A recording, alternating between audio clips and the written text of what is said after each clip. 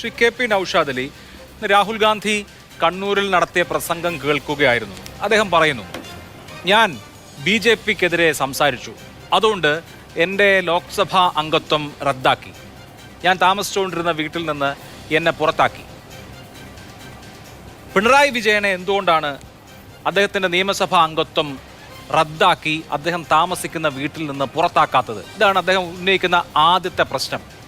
രാഹുൽ ഗാന്ധിയുടെ ലോക്സഭാ അംഗത്വം റദ്ദായത് എങ്ങനെയാണെന്ന് നമുക്കറിയാം. അദ്ദേഹം കോലാറിൽ നടത്തിയ ഒരു പ്രസംഗം കേസാവുകയും ആ കേസിൽ അദ്ദേഹം കൺവിക്റ്റഡ് ആയ സമയത്ത് ജനപ്രാതിനിധ്യ നിയമം അനുസരിച്ച് അദ്ദേഹത്തിൻ്റെ അംഗത്വം റദ്ദായി, അദ്ദേഹത്തിന് ഔദ്യോഗിക വസതി ഒഴിയേണ്ടി വന്നു. പിണറായി വിജയൻ അങ്ങനെ ഒരു സ്പീച്ച് നടത്തിയിട്ടില്ല. ജനപ്രാതിനിധ്യ നിയമം അനുസരിച്ച് അംഗത്വം റദ്ദാവുന്ന പ്രശ്നം അദ്ദേഹത്തിന് ഉണ്ടായിട്ടില്ല. അദ്ദേഹത്തിന് മാത്രമല്ല, അശോക് ഗെഹ്ലോട്ട് രാജസ്ഥാനിലെ കോൺഗ്രസ് മുഖ്യമന്ത്രിയായിരുന്നു, ഭൂപേഷ് ബാഗൽ ഛത്തീസ്ഗഡിലെ കോൺഗ്രസ് മുഖ്യമന്ത്രിയായിരുന്നു, സിദ്ധരാമയ്യ ഇപ്പോൾ കർണാടകയിലെ കോൺഗ്രസ് മുഖ്യമന്ത്രിയാണ്. ഇവർക്കാർക്കും സംഭവിച്ചിട്ടില്ല. ഇന്ത്യയിലെ ഒരു മുഖ്യമന്ത്രിക്കും അങ്ങനെ അംഗത്വം റദ്ദാക്കുകയോ ഔദ്യോഗിക വസതി ഒഴിയുകയോ ചെയ്യേണ്ട സാഹചര്യം നേരിട്ടിട്ടില്ല. അപ്പോൾ ഞാൻ BJPയെ എതിർത്തു, അതുകൊണ്ട് എൻ്റെ അംഗത്വം പോയി. പിണറായി വിജയൻ്റെ അംഗത്വം പോവാത്തത് അദ്ദേഹം BJPയെ വിമർശിക്കാത്തത് കൊണ്ടാണ് എന്നൊക്കെ ഒരു പൊതുയോഗത്തിൽ പ്രസംഗിക്കുക എന്ന് പറയുന്നത് എത്ര ബാലിശമാണ്. എന്തുകൊണ്ടാണ് രാഹുൽ ഗാന്ധി ഇങ്ങനെ ചൈൽഡിഷായി സംസാരിക്കുന്നത്?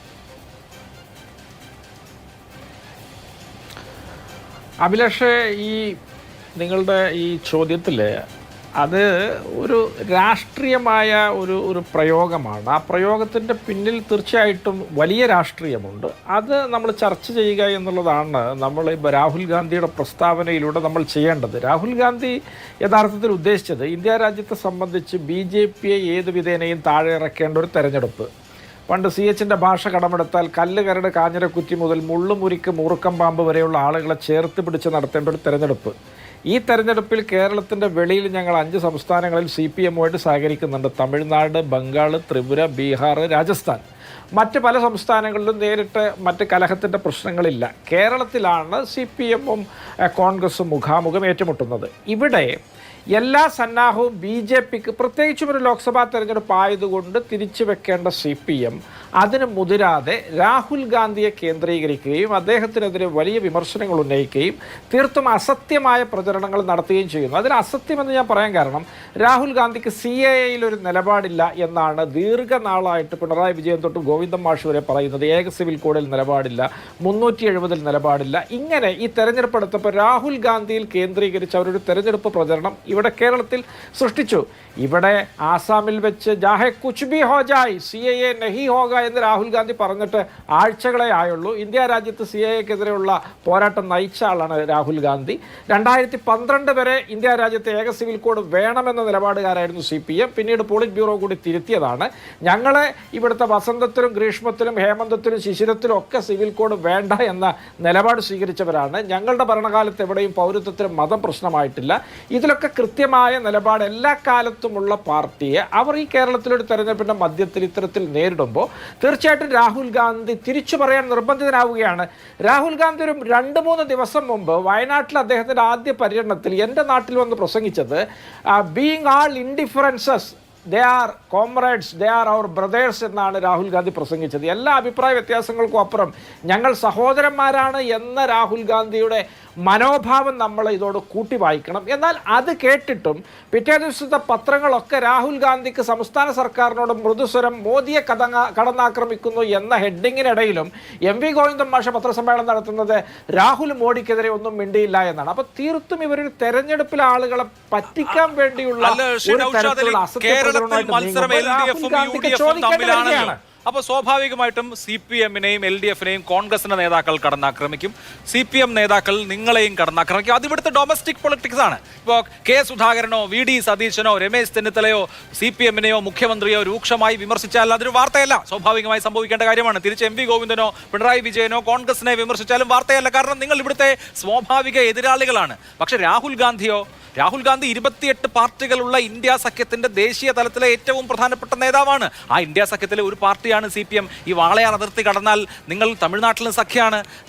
രാജസ്ഥാനിൽ നാളെ 1ാം ഘട്ടം തെരഞ്ഞെടുപ്പ് നടക്കാൻ പോകുമ്പോൾ അതിൽ രാജസ്ഥാനിലെ 12 സീറ്റുകളിൽ ഒന്നിൽ മത്സരിക്കുന്നത് CPM ആണ്. ബംഗാളിൽ നിങ്ങൾ സഖ്യകക്ഷികളാണ്. ബീഹാറിൽ 5 ഇടത്ത് ഇടത് കക്ഷികളും 9 ഇടത്ത് കോൺഗ്രസും ബാക്കിയുള്ളിടത്ത് RJDയുമാണ് മത്സരിക്കുന്നത്. വാളയാർ കഴിഞ്ഞാൽ നിങ്ങൾ ഒറ്റ മുന്നണിയാണ്. അപ്പോൾ ഒരു മുന്നണിയുടെ ഏറ്റവും പ്രധാനപ്പെട്ട നേതാവ് ആ മുന്നണിയുടെ ഒരു ചീഫ് മിനിസ്റ്ററെ അഴിമതിക്കാരനാക്കുക എന്ന് പറയുന്നത് നമുക്ക് സാമാന്യ നിലയ്ക്ക് ദഹിക്കുന്ന കാര്യമല്ല. ഇത് ഡൽഹിയിൽ എങ്ങനെയായിരിക്കും റിപ്പോർട്ട് ചെയ്യപ്പെടുക? ഇത് ബംഗാളിൽ എങ്ങനെയായിരിക്കും റിപ്പോർട്ട് ചെയ്യപ്പെടുക?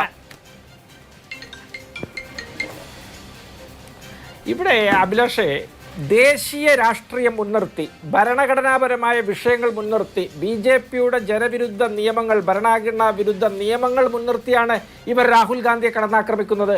അത് ദേശീയ രാഷ്ട്രീയത്തിൽ വലിയ തോതിൽ ചർച്ച ചെയ്യപ്പെടുന്നുണ്ട്.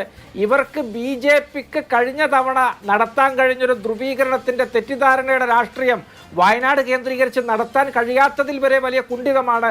ആ നരേറ്റീവ് അവർ ദിവസങ്ങളോളമായിട്ട് ഇപ്പോഴും അരുൺകുമാർ അത് പ്രകടിപ്പിച്ചു എന്ന് ഞാൻ മനസ്സിലാക്കുന്നത്. ഇങ്ങനെ ഇവർ പറഞ്ഞുകൊണ്ടേയിരിക്കുകയാണ്.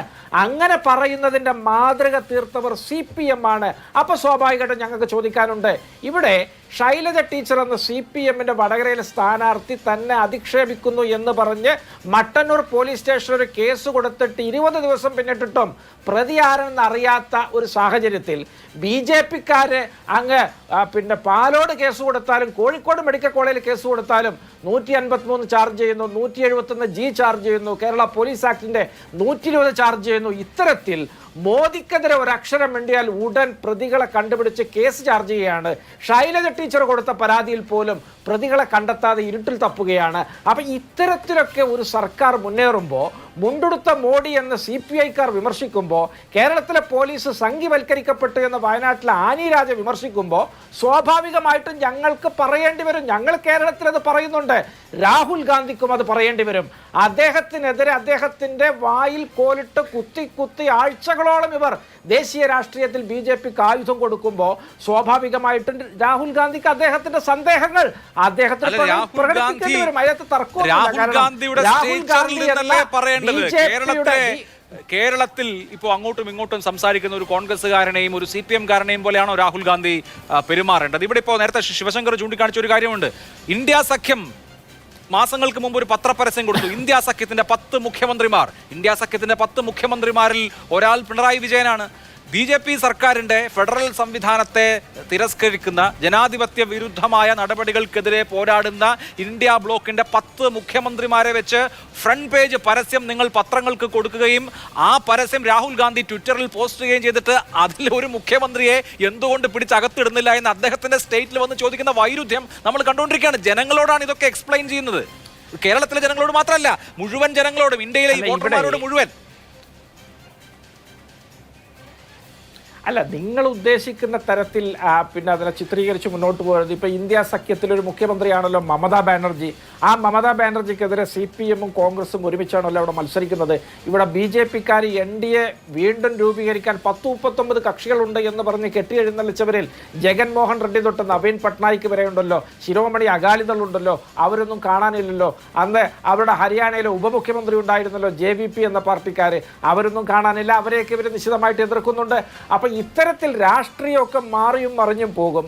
ഇവിടെ പിണറായി വിജയനെ സംബന്ധിച്ചിടത്തോളം ന്യായമായി ഞങ്ങൾ ഉന്നയിച്ചുകൊണ്ടേയിരിക്കുന്ന BJPയുമായി ബന്ധപ്പെട്ട അന്തർധാരയുടെ സംശയങ്ങൾ രാഹുൽ ഗാന്ധിയും ഉന്നയിക്കാൻ നിർബന്ധിതമായി അദ്ദേഹത്തെ കൊണ്ട് അത് ചെയ്യിക്കുകയാണ്. പഴയൊരു ഹിന്ദി സിനിമയിൽ പറഞ്ഞ പോലെ യെ പീത്താ നഹി ഹെ പിലായി ഗയി ഹെ എന്ന് പറഞ്ഞതുപോലെ രാഹുൽ ഗാന്ധിക്ക് അത് ചോദിക്കേണ്ടി വരികയാണ്. കാരണം രാഹുൽ ഗാന്ധി ഞങ്ങളൊക്കെ ബായി ബായി ആണ് എന്ന് പറഞ്ഞതിൻ്റെ പിറ്റേ ദിവസവും രാഹുൽ ഗാന്ധിക്ക് CAAയിൽ നിലപാടില്ല, രാഹുൽ ഗാന്ധിക്ക് പിന്നെ ഏക സിവിൽ കോഡിൽ നിലപാടില്ല എന്നൊക്കെ പറഞ്ഞ് BJP ആക്രമിക്കുന്നില്ല എന്നൊക്കെ പറഞ്ഞ് CPMന്റെ സ്റ്റേറ്റ് സെക്രട്ടറി പത്രസമ്മേളനം നടത്തുമ്പോൾ രാഹുൽ ഗാന്ധിക്ക് കേരളത്തിലെ ജനങ്ങൾക്ക് മുമ്പിൽ അതിനൊരു ക്ലാരിഫിക്കേഷൻ കൊടുക്കേണ്ടത് ആവശ്യമായി വരികയാണ്. അദ്ദേഹം കേരളത്തിലാണ് മത്സരിക്കുന്നത്. അദ്ദേഹത്തിന്റെ നേതൃത്വത്തിലുള്ള പാനലാണ് കേരളത്തിൽ ഇടതുമുന്നണിയെ നേരിടേണ്ടി വരുന്നത്. മറ്റ് 19 സ്ഥാനാർത്ഥികളുടെ രാഷ്ട്രീയ താല്പര്യങ്ങൾ കൂടി രാഹുൽ ഗാന്ധി എന്ന നായകൻ മുഖവിലക്കെടുക്കേണ്ടി വരും. അദ്ദേഹത്തിന് പറയേണ്ടി വരും. മാത്രമല്ല രാഹുൽ ഗാന്ധി ആ കാര്യത്തെ പ്രസക്തമാക്കുന്നത്. ഞാൻ അങ്ങയിലേക്ക് മടങ്ങി